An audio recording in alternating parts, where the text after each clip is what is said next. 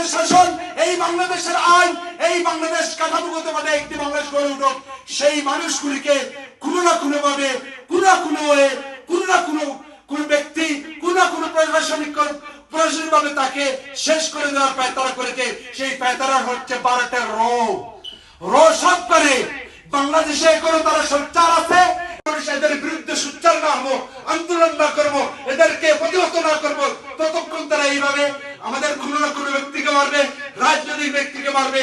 আজকে যে ঘটনা পরিষদ করা হয়েছে, সে ঘটনা সিপির উপর হবে না, সেমন করে গান্ধীকেও দিতে পারবে না, সেটা জাতীয়বাদী জাতীয় বিএনপির উপর হবে না, সেই গান্ধীও দিতে পারবে না, সেটা অন্য কোন রাজনৈতিক দলের উপর হবে না, সেই গান্ধীও দিতে। শুধু বিপিনুল হক দূর, এই ব্যক্তিটা সাধারণ পদ থেকে উঠে যদি রাজনীতি করতে পারে, সেই যদি সেটাই হয় তার ভুল, তাহলে আপনারা চিন্তা করেন, যদি যতদিনের যে হামলা হয়েছে, সেই হামলা যদি করা হতো অন্য কোনো দলের উপর, বিশ্বাস যদি করেন বাংলাদেশের মাটিতে এখন দেখলেন সশস্ত্র লাশ পর্যন্ত রাত্রে দিনে এই সংগঠনগুলা লাশের মিছিল বসিয়ে দিত।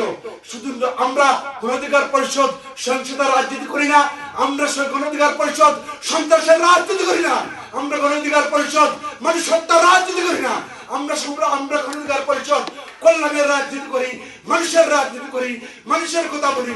তাই আমরা কাঠামোগত ভাবে আজকের এই প্রতিবাদ সমাবেশ করেছি। প্রতিবাদ সমাবেশে এসে আমরা প্রতিবাদ জানাচ্ছি।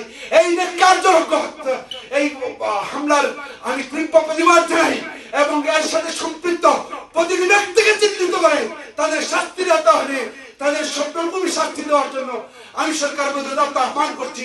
এবং তারই সাথে আমি বিপিনুল হক নূরকে যেন বিদেশে ভালো চিকিৎসার ব্যবস্থা করতে পারে সরকার, সেই আশা এবং প্রত্যাশা ব্যক্ত করে আমি আমার বক্তব্য শেষ করছি।